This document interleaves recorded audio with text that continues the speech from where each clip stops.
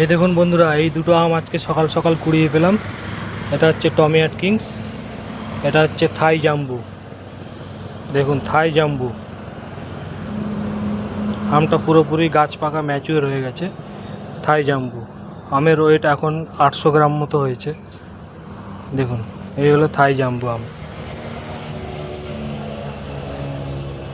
বন্ধুরা, আম খেতে চাইলে আমাদের বাগানে চলে আসুন।